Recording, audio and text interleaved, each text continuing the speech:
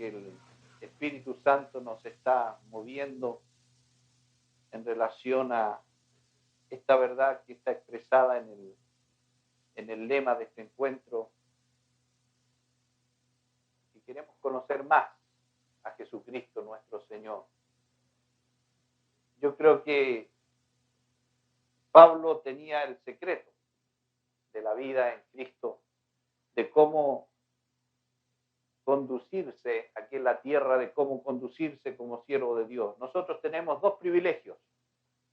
Uno es ser hijos de Dios. Qué privilegio más grande. Es tremendo. Yo no sé si hemos llegado a dimensionar ese privilegio, pero es lo más glorioso que podemos experimentar en la tierra. Y lo segundo es que Él nos permite servir en su casa. Otro privilegio tremendo.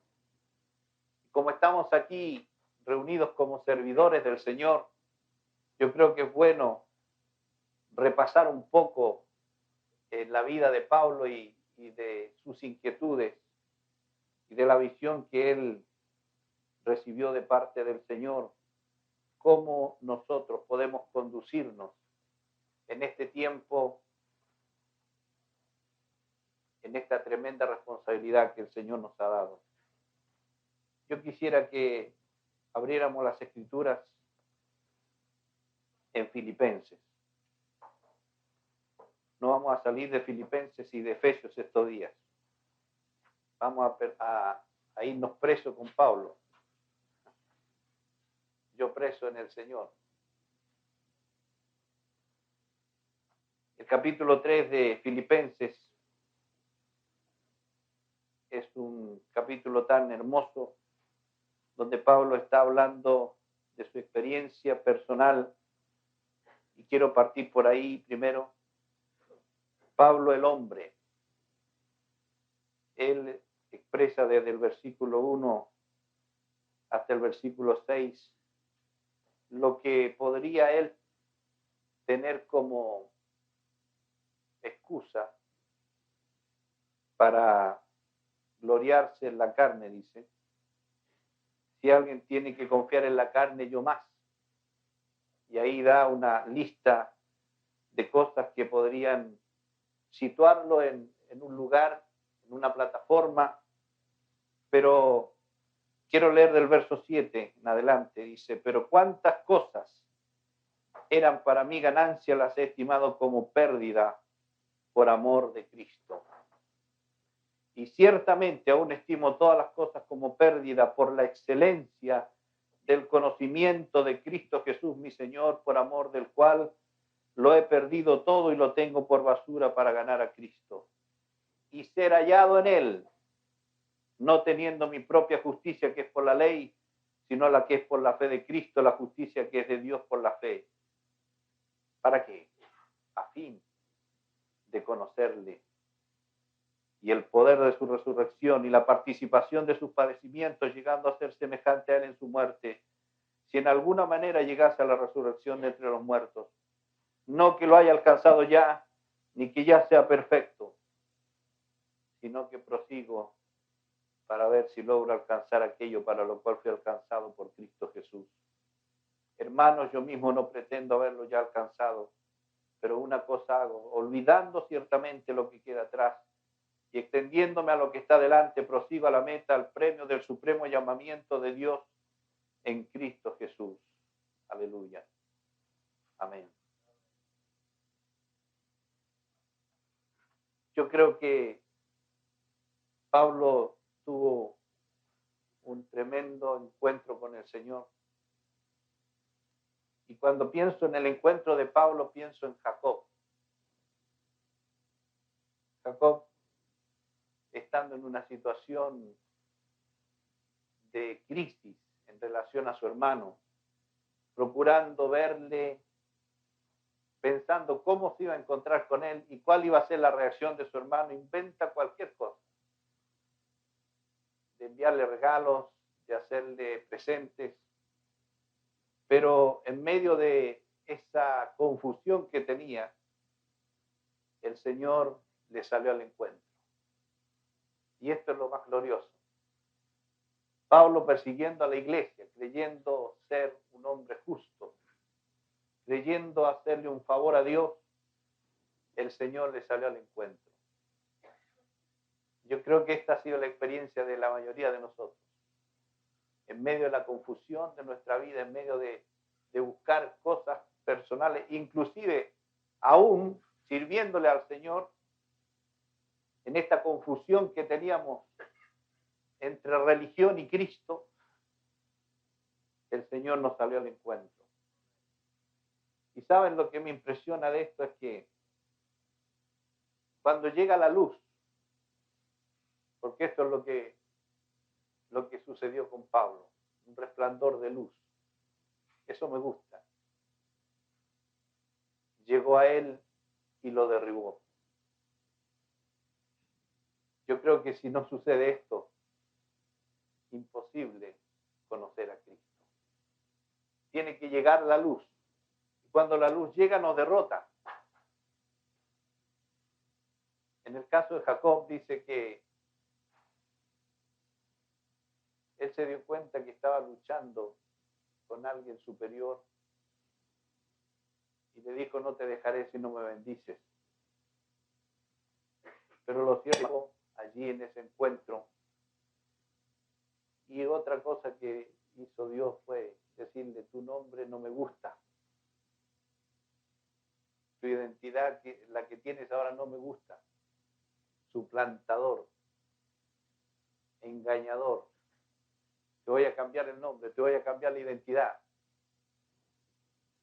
Te llamarás Israel, porque has luchado con Dios y has vencido.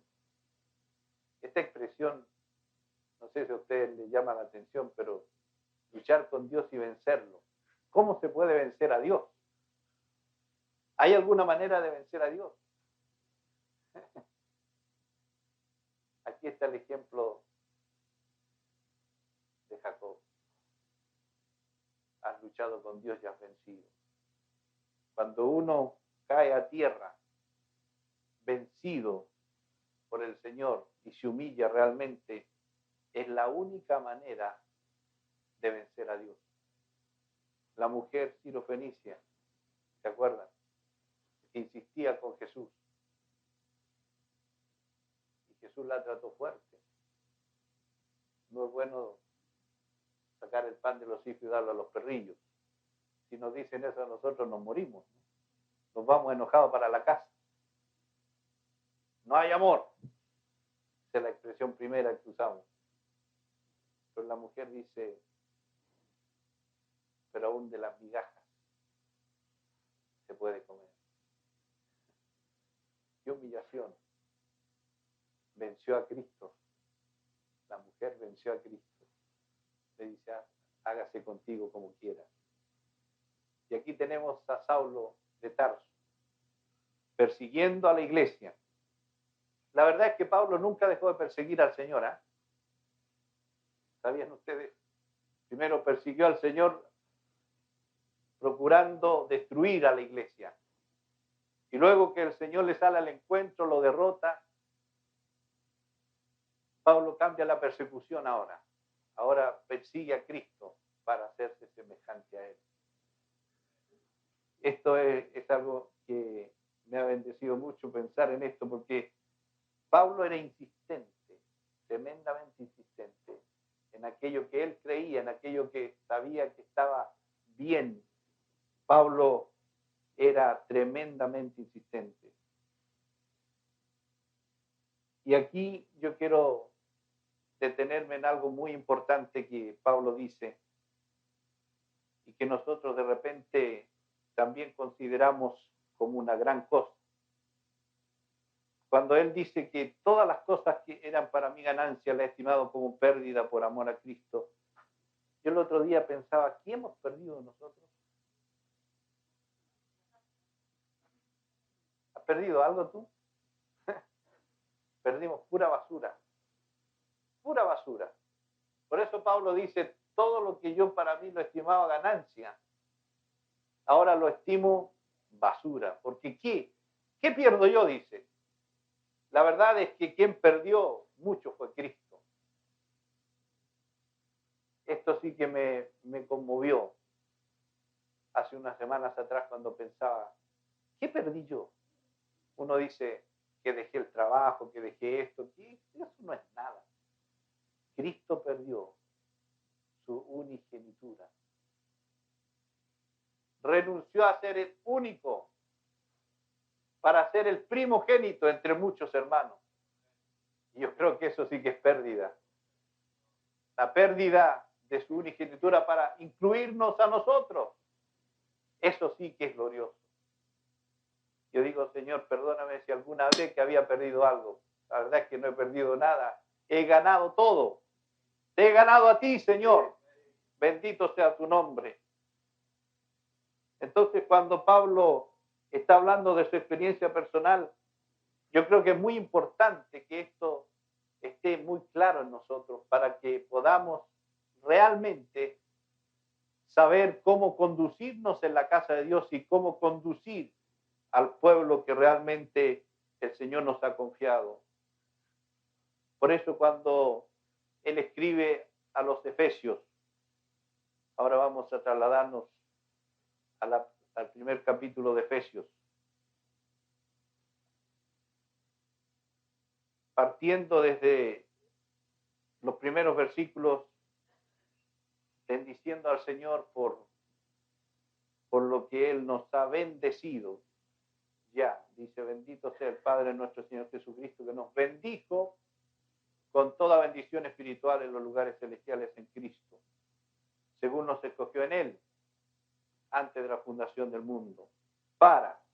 Este para se repite varias veces. Hay un propósito fundamental. Pero yo quiero irme más adelante, perdón, a los versículos 7 en adelante, en quien tenemos redención por su sangre, el perdón de pecados, según la riqueza de su gracia, que hizo sobreabundar para con nosotros en toda sabiduría e inteligencia, dándonos a conocer el misterio de su voluntad según su beneplácito, el cual se había propuesto en sí mismo de reunir todas las cosas en Cristo, en la dispensación del cumplimiento de los tiempos, así las que están en los cielos como las que están en la tierra. Voy a parar ahí. Qué tremendo es saber que el Señor, a él le plugo revelarnos el misterio de su voluntad. Nos dio sabiduría e inteligencia. El plan que Él se había propuesto de unir todo bajo Cristo cuando se cumplieran los tiempos.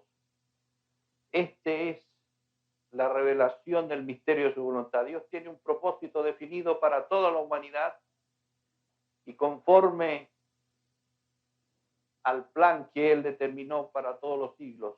La historia de la humanidad no está librada al azar. No es algo que Dios lo lanzó así, como decimos los chilenos, al lote.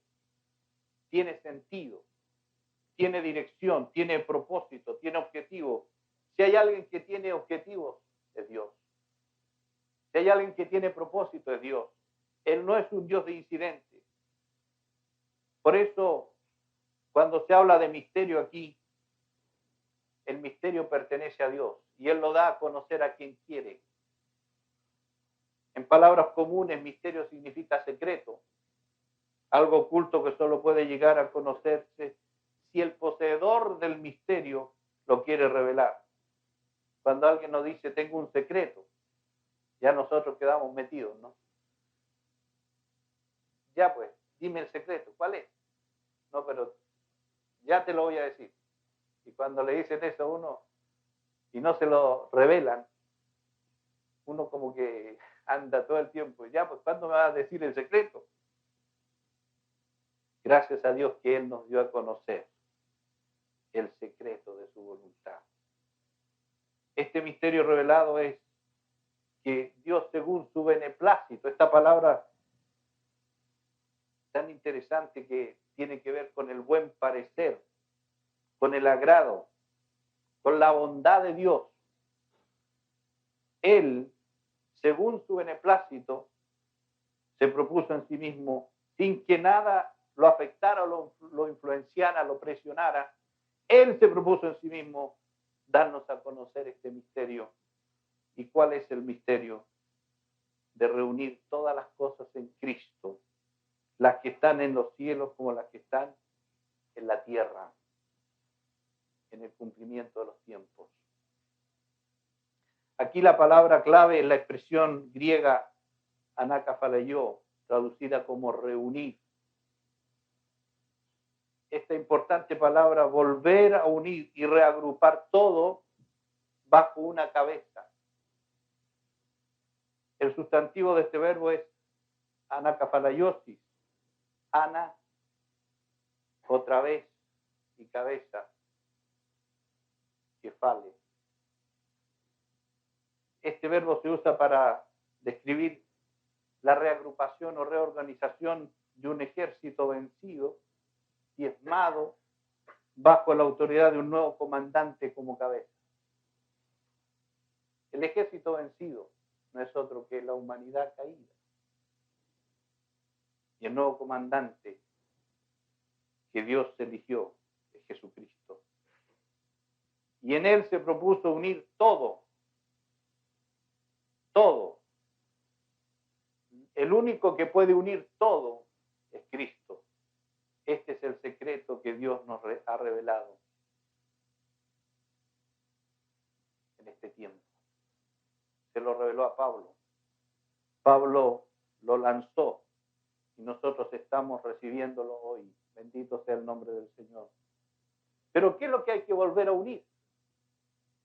Si hay algo que unir es porque hay algo que está separado. ¿Qué fue lo que pasó? En el Edén algo tremendo sucedió. El pecado dividió, rompió, separó. Es una fuerza que lanzó por todos lados pedazos. Es la fuerza centrífuga. Cuando uno hace andar un motor y lanza todo para afuera, en pedazos. ¿Qué sucedió allí? El pecado separó al hombre de Dios. Dividió al hombre de Dios. Dividió al hombre consigo mismo. Dividió al hombre con el hombre. Dividió al hombre con el tiempo, porque nosotros fuimos creados eternos.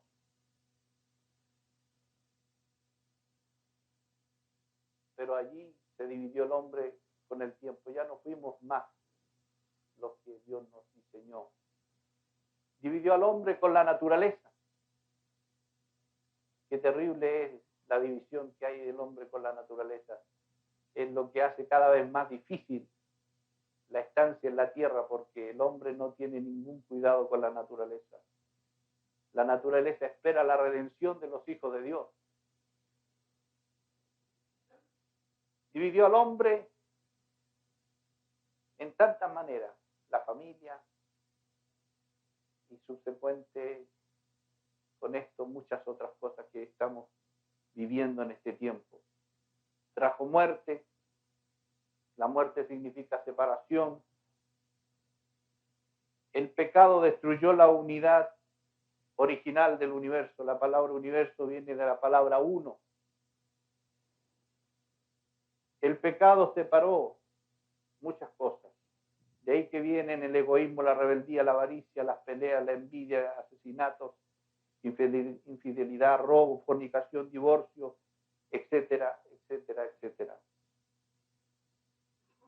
Pero saben, en la plenitud de los tiempos, Dios mandó a su Hijo a este mundo pecador para realizar por su gracia el plan redentor. Cristo llevó sobre sí el pecado de la humanidad, aquello que había dividido al hombre con Dios. Dice Hebreos 2, 14 y 15, para destruir por la muerte al que tenía el imperio de la muerte, esto es al diablo, y librar a todos los que por el temor de la muerte estaban durante toda la vida sujetos a servidumbre. Por la muerte destruyó al que tenía el imperio de la muerte. La muerte era separación, pero Cristo murió para acabar con el imperio de la separación. Su muerte es la primera fase de esta tremenda obra que vino a ejecutar. Y la otra parte es aquel día cuando Cristo resucitó. Aleluya. La primera parte fue en la cruz, pero la segunda gran obra de la redención es la resurrección. Ese día, cuando Cristo resucitó de los muertos, es como una onda expansiva que alcanzó todo el planeta Tierra y sigue todavía en vigencia. Esta onda se esparce por la proclamación de la palabra de Dios en el poder del Espíritu Santo. Cuando el hombre abre su corazón, se deja alcanzar por esta onda tremenda de la palabra de Dios, recibe la vida de Cristo, vuelve a ser uno con Dios y con sus hermanos mediante Jesucristo, nuestro hermano mayor. Bendito sea el Señor. Qué bendición es tener este secreto revelado. Y aquí surge una pregunta: ¿qué es la iglesia? La iglesia es esta parte de la humanidad que actualmente está en Cristo y siendo su cuerpo está reconciliada con Dios y con sus hermanos. Porque todos los que habéis sido bautizados en Cristo, de Cristo, estáis revestidos. Ya no hay judío ni griego, no hay esclavo ni libre, no hay varón ni mujer, porque todos vosotros sois uno en Cristo Jesús. Este es el propósito y el plan de Dios desde entonces, volver a unir a todos los hombres y mujeres consigo mismo y a todos los hombres entre sí. El único modo es bajo la cabeza del nuevo comandante jefe, Jesucristo el Señor. Esta revelación es el fundamento que usa Pablo para combatir toda división potencial en la iglesia entre cristianos de origen judío y los cristianos de origen gentil, y en la base para combatir todo tipo de división en la iglesia. Hermanos queridos, Dios ya ha revelado en su palabra el misterio de su voluntad, por lo cual proclamamos que la iglesia de Cristo es una. Cualquier división es inadmisible y atenta contra el propósito eterno de Dios. Por eso Pablo ora, y aquí tenemos los versículos 15 en adelante, cuando él dice: por esta causa también yo, habiendo oído de vuestra fe en el Señor Jesús y de vuestro amor para con todos los santos, no ceso de dar gracias por vosotros, haciendo memoria de vosotros en mis oraciones, para que el Dios de nuestro Señor Jesucristo, el Padre de gloria, os dé espíritu de sabiduría y de revelación en el conocimiento de Él, alumbrando los ojos de vuestro entendimiento, para que sepáis cuál es la esperanza a que Él os ha llamado.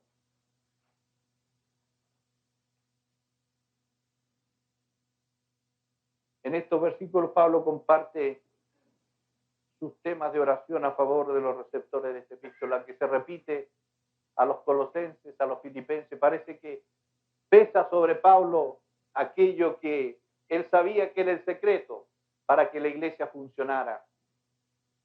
Oro. ¿Y cuál es la petición de Pablo? Primero él da gracias por los hermanos, pero luego dice: habiendo oído de vuestra fe en el Señor Jesucristo, vuestra fe en el Kyrios, en el Señor de señores, yo ruego, y esta es la oración, que Dios les dé espíritu de sabiduría y de revelación para que sus ojos espirituales sean alumbrados. El propósito de esta petición de Pablo es que conozcan plenamente al Señor y sepan lo que el Señor les ha dado. La pregunta es: Pablo, ¿estás dirigiéndote a una iglesia con cierta madurez? ¿No te das cuenta que esta iglesia conoce al Señor? Yo creo que Pablo sabía bien lo que estaba orando. Él sabía que la iglesia necesita progresivamente conocer al Señor. A veces me asusta cuando alguien me dice, yo conozco al Señor hace 20 años. Más de alguna vez le dije a alguien, no se te nota. Porque no es cuestión de los años, es cuestión de conocer a Cristo. No es una cuestión histórica. Yo conocí al Señor. Más bien, estoy conociendo al Señor. Y esto debería notarse en nuestra expresión, porque conocer a Cristo es un hecho de transformación, de gloria en gloria. Toda revelación comprende dos aspectos, lo objetivo y lo subjetivo. La palabra de Dios nos comunica el aspecto objetivo de la verdad. Es nuestra responsabilidad oír, leer, estudiar, profundizar y sobre todo creer la verdad objetiva. Dice que la fe viene por el oír. ¿Y el oír qué cosa? La palabra de Dios. La palabra de Dios es objetiva. Pero para alcanzar la comprensión plena y cabal de la revelación necesitamos la iluminación interior del Espíritu Santo. Cuando recibimos la palabra de Dios con fe y mansedumbre, el Espíritu Santo opera en nuestro interior la iluminación, alumbra los ojos de nuestro entendimiento, que en realidad en el original dice que alumbra los ojos de nuestro corazón, porque habla de cardia, del corazón. Este debe ser nuestro ruego a Dios cuando leemos las Escrituras y oímos su palabra. Que en estos días sea este nuestro ruego. Ilumina nuestro corazón, los ojos de nuestro corazón. Que nos dé espíritu de sabiduría y revelación en el conocimiento pleno del Señor para que sepamos lo que el Dios nos ha dado. Dice los versículos que siguen, alumbrando los ojos de nuestro entendimiento, de vuestro entendimiento, para que sepáis cuál es la esperanza a que Él os ha llamado y cuál es la riqueza de la gloria de su herencia en los santos y cuál la supereminente grandeza de su poder para con nosotros los que creemos según la operación de su fuerza, la cual operó en Cristo, resucitándole de los muertos y sentándole a su diestra en los lugares celestiales. Observemos que el apóstol en ningún momento pide al Señor que bendiga a los efesios. Porque ya había dicho, bendito el Dios y Padre nuestro Señor Jesucristo, que nos bendijo. ¿Nos bendijo el Señor? Estamos requete bendecidos. Nosotros no necesitamos nuevas bendiciones, sino revelación para conocer lo que ya nos ha sido dado. Tener riquezas, abundancia, herencia y no saberlo en la práctica equivale a no tenerlas. Si alguno depositara en nuestra cuenta bancaria una buena cantidad de dinero y nosotros no nos enteramos de ello, siendo ricos seríamos pobres.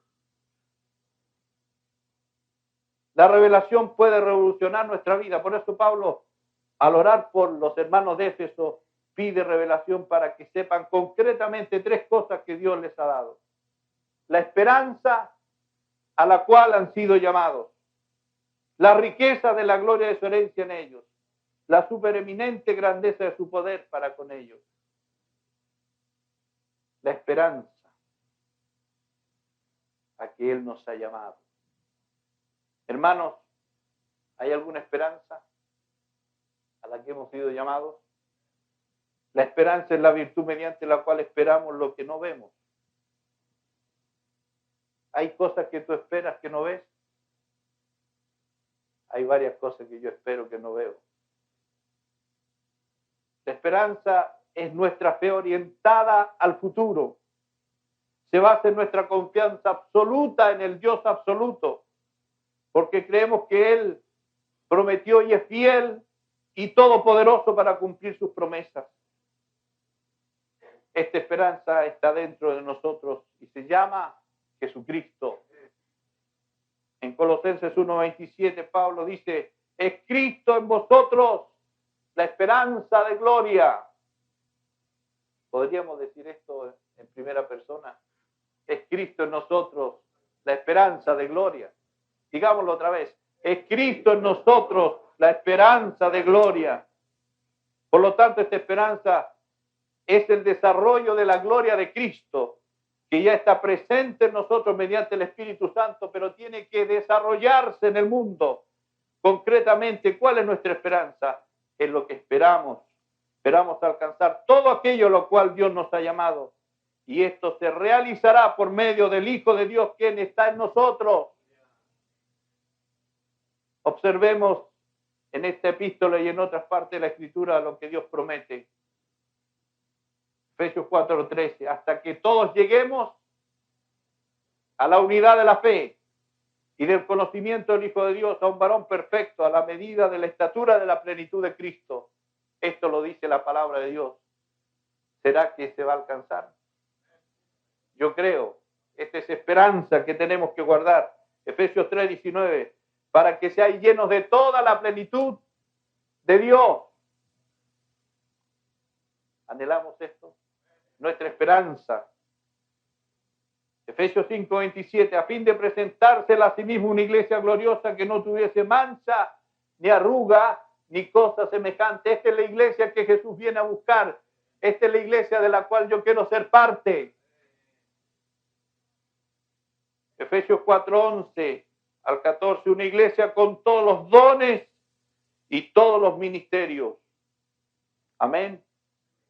No queremos una iglesia coja, queremos una iglesia completa, como Jesús la diseñó. Una iglesia vestida con toda la armadura de Dios y venciendo al enemigo. Efesios capítulo 6, del 10 al 20. Romanos 16, 20.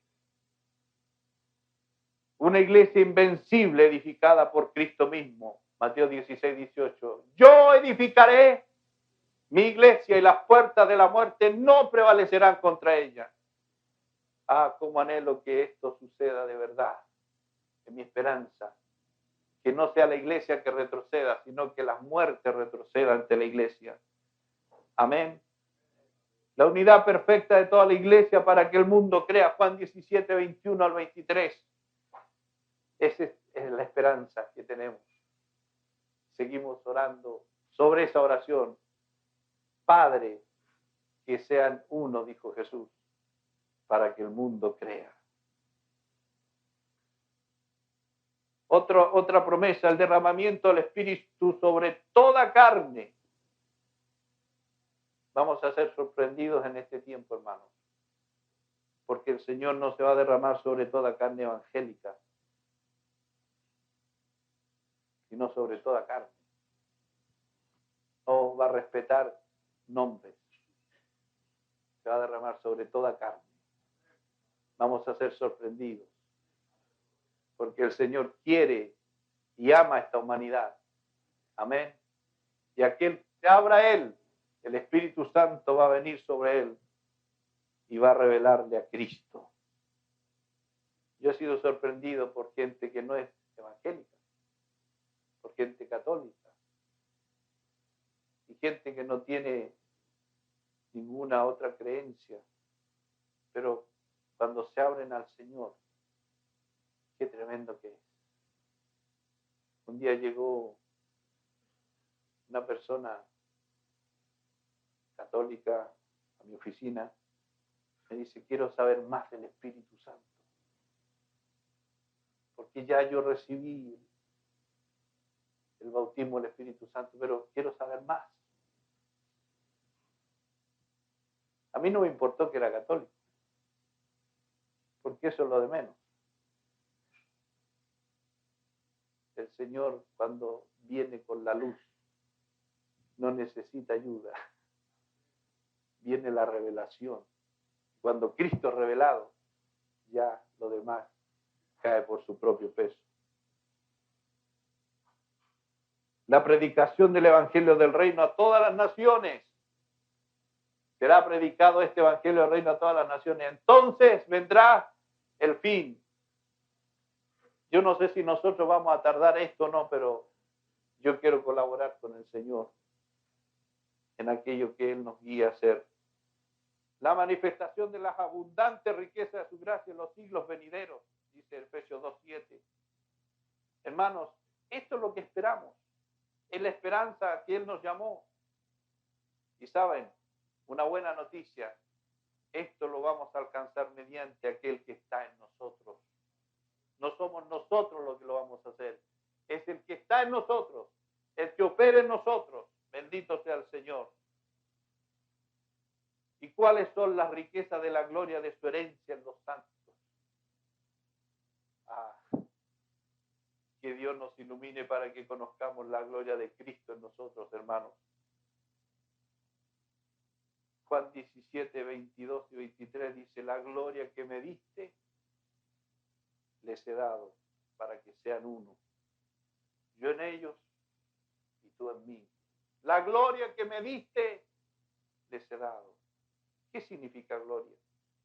Gloria es una palabra muy importante en la Biblia. En hebreo es kabod y en griego es doxa. El concepto de gloria está relacionado con valor, con calidad, con virtud, con honra, con peso de calidad, con capacidad, con atributo, con poder, con grandeza. La palabra gloria no es una expresión simple. Nosotros decimos que glorioso estuvo el culto porque cantamos, porque danzamos. Amén. Estuvo lindo, precioso. Pero gloria tiene que ver con calidad. Gloria es la manifestación visible de las virtudes o cualidades invisibles de una persona. Cuando las virtudes invisibles de Dios nos son reveladas, quedamos asombrados, maravillados y exclamamos, ¡Gloria a Dios! Yo creo que cuando el Espíritu Santo vino a los discípulos y Juan dice, ¡vivo su gloria! Pero ¿cómo no la vimos antes? Cuando el Espíritu Santo vino sobre ellos, Juan dice, ¡vivo su gloria! Ahora, la creación nos revela la grandeza, el poder, la sabiduría de Dios. Por eso el salmista dice, los cielos cuentan. ¿Qué cuentan? La gloria de Dios. Y en Isaías dice que los seres celestiales decían, toda la tierra está llena de su gloria. Santo, santo, santo. El Señor, toda la tierra está llena de su gloria. Ellos veían la dimensión de la gloria de Dios. Pero la máxima expresión de la gloria de Dios es su Hijo. Amén. Él es el resplandor de su gloria y la imagen misma de su sustancia. Juan dice, vimos su gloria, gloria como del unigénito del Padre, lleno de gracia y de verdad. En Colosenses 2:9, Pablo dice, en él habita corporalmente toda la plenitud de la deidad. Hermanos queridos, todas las virtudes del Padre están en el Hijo. ¿Y dónde está el Hijo? ¿Dónde está el Hijo ahora? En nosotros, mediante el Espíritu Santo. El que me ha visto a mí, ha visto al Padre, dijo Jesús. ¿Por qué decía eso?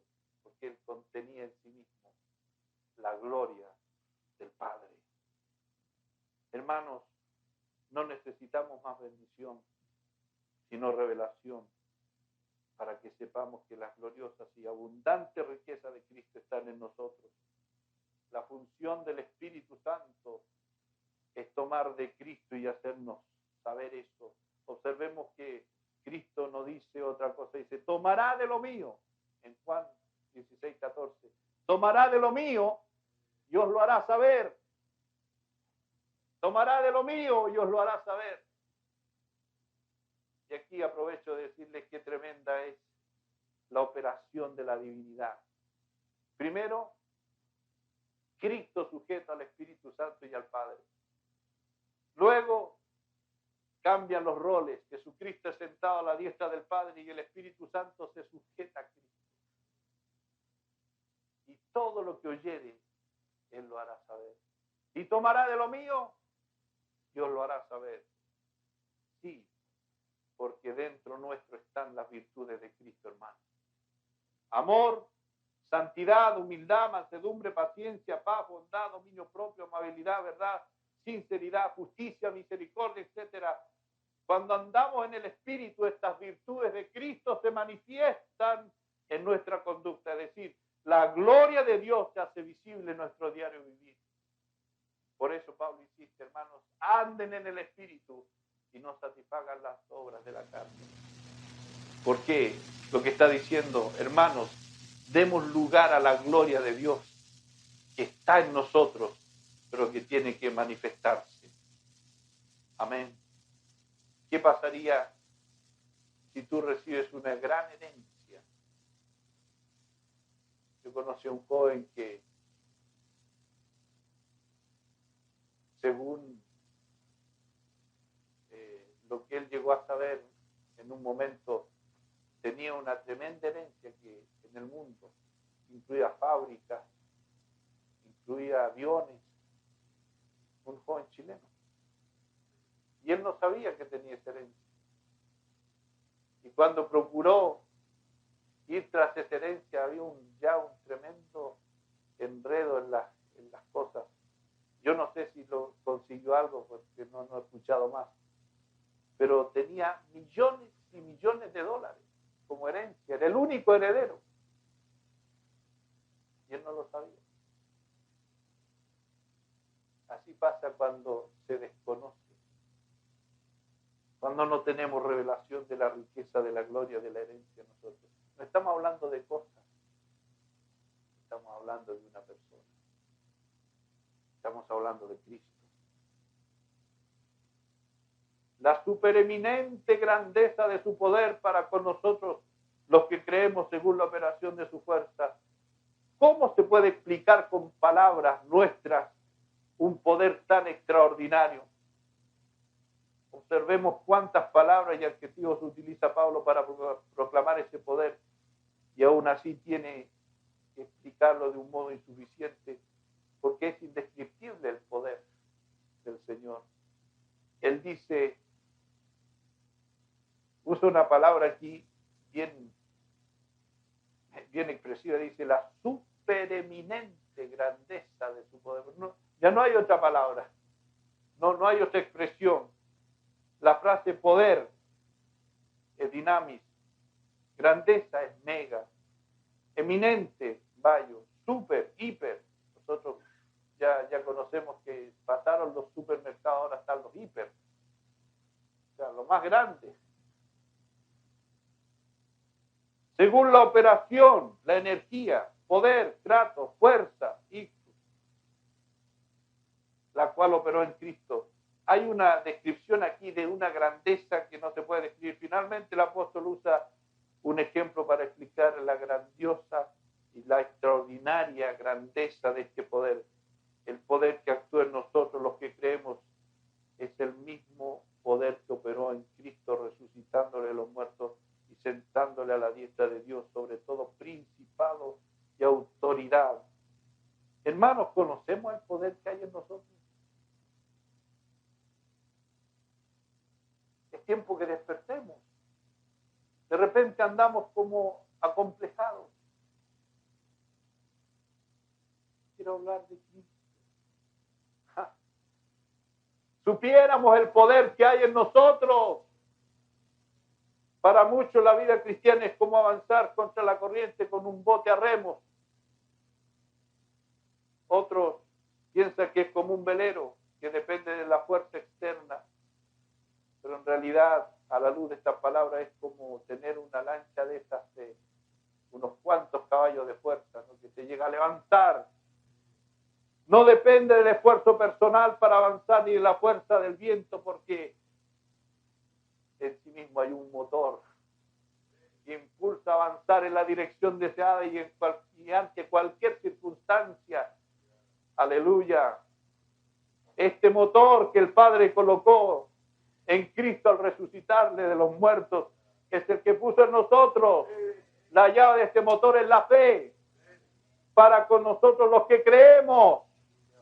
Por eso el apóstol dice, todo lo puedo en Cristo que me fortalece. ¿Qué es lo que me va a detener? Nada. Si Dios es por nosotros, ¿quién contra nosotros? Bendito sea el nombre del Señor. Dependiendo de ese poder podemos amar, perdonar, ser pacientes, servir y hacer toda la voluntad de Dios. Esta fuerza que operó en Cristo, resucitándole a los muertos y sentándole a su diestra en lugares celestiales, sobre todo principados, etcétera. Hermanos, nosotros necesitamos conocer a Cristo en nosotros, como también al Cristo que está sentado a la diestra del Padre. Cuando el cuerpo de Cristo yacía muerto en la tumba, el poder del Padre operó en él y lo resucitó de los muertos. Lo ascendió a los cielos, lo sentó a su diestra, lo hizo Señor y máxima autoridad. Ese poder, hermanos, la soberanía de Cristo es total. Sobre todo principado y autoridad y poder y señorío. En el mundo invisible existen principados, autoridades y poderes satánicos. Todos ellos fueron vencidos por Jesucristo hombre en la cruz. Yo tengo un problema con la guerra espiritual.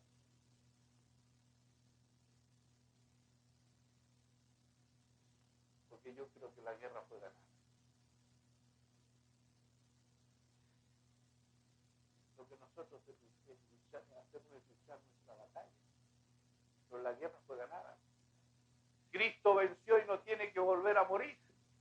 Él murió una sola vez y venció a Satanás y a todas sus huestes. Bendito sea el nombre del Señor. Adán fue nuestro primer representante. Se le dio todo señorío, todo el poder para administrar en la tierra y perdió todo aquello ante el diablo. Pero Cristo, nuestro segundo hombre, nuestro segundo representante, con su muerte y resurrección, reconquistó la autoridad sobre todo el mundo que Adán había perdido al pecado. Bendito sea el nombre del Señor. Toda autoridad me ha sido dada en el cielo y en la tierra. Eso es verdad, hermano. Cristo es la autoridad sobre toda autoridad. No solo sobre las potestades diabólicas, sino también sobre las autoridades humanas, reyes, presidentes, gobernadores, etcétera. Todo está bajo su soberanía. Sobre todo nombre que se nombra, el nombre o título de Cristo es superior a todos los títulos que existen en el universo. No solo en este siglo, sino también en el venidero. No hay tiempo para Dios. Todos los tiempos. Nosotros decimos, estamos viviendo en el tercer milenio y hay tantas cosas difíciles. ¿Y qué importa? ¿Qué importa que se declare un obispo homosexual? Vamos a luchar contra las fuerzas del infierno y vamos a vencer. La mentira del diablo no puede más que la iglesia, porque tenemos al que es la verdad. No tenemos una doctrina como la verdad, tenemos una persona que es la verdad. Tenemos a Cristo y no vamos a temer a lo que venga, a toda la suciedad y la mentira del diablo. Vamos a ir adelante, porque todo lo sometió bajo sus pies. Todo está absolutamente sujeto a él. Y todo está bajo su autoridad. La creación, el universo, la naturaleza, los ángeles, los demonios, los gobernantes, las naciones, la historia, las circunstancias. Él es Rey de reyes y Señor de señores. Pero saben una cosa maravillosa, sobre todas las cosas. Esto significa que todos los oficios sobre los cuales Cristo exaltó, el Padre exaltó a Cristo, es más importante, el más importante de todos, y que es cabeza de la iglesia. Aleluya. Qué tremendo es esto. Iglesia es una palabra clave en este epístola. Se repite varias veces, pero la visión de la iglesia es predominante aquí en lo que Pablo expresa. No me voy a referir a la etimología de la palabra iglesia, porque no vamos a tener la revelación si captamos la etimología de la palabra, sino lo importante es que la revelación del Señor venga a nosotros. La iglesia es el pueblo, la familia de Dios, la familia que Él soñó tener desde antes de la fundación del mundo. Esta epístola contiene la revelación más completa y clara de toda la Biblia sobre la iglesia. En estos últimos 2 versículos del capítulo 1, Pablo usa 2 expresiones para describir la iglesia. La iglesia es el cuerpo de Cristo. La iglesia es la plenitud de Cristo. Es la metáfora del cuerpo, que es la figura predominante en esta carta. Cristo es la cabeza. Pero ¿saben? Cristo es la cabeza, pero también es el cuerpo. ¿Saben por qué? Porque Él está en cada uno de nosotros. Cristo es la cabeza, pero también es el cuerpo, porque tiene relación con todos y cada uno de nosotros. La cabeza gobierna y dirige el cuerpo, pero también sustenta y cuida a todo el cuerpo. ¿Quiénes pertenecen a la iglesia? Aquellos que están unidos a Cristo, que están bajo su gobierno y autoridad. Todo el que reconoce a Cristo como Señor es un miembro de su cuerpo. Aquí se acaban las complicaciones. ¿De qué iglesia eres tú? ¿Cuántas iglesias hay? Hay una sola. ¿Y cómo se entra a esta iglesia? Sometiéndose a Cristo, el único que es cabeza de la iglesia. En la Biblia nunca se le llamó iglesia a un edificio, a un lugar de reuniones, ni a una organización. La iglesia es la comunidad de los redimidos, de hombres y mujeres que han nacido de nuevo y ahora son hijos de Dios. Hay una relación vital entre Cristo y la iglesia, como la que existe entre la cabeza y el cuerpo. Cristo, resucitado mediante el Espíritu Santo, está presente en cada uno de los miembros de su cuerpo para darle vida y crecimiento. Su extraordinario plan y propósito es llenarnos a todos de su plenitud. Bendito sea el nombre del Señor. La pregunta es, ¿necesitamos conocer a Cristo? Por eso Pablo, hermanos, nos da el secreto. A fin de conocerle. Yo he perdido todo, he renunciado a todo, porque mi único fin es conocerle. Es lo único que me da la seguridad de que voy a ser transformado. Es lo único que me da la seguridad de poder ayudar a mis hermanos. Que Cristo en mí, la esperanza de gloria, se desarrolle más y más. Que vamos creciendo de gloria en gloria, como mirando como en un espejo la gloria del Señor. Hermanos queridos, esto es lo que el Espíritu Santo nos quiere llevar a experimentar.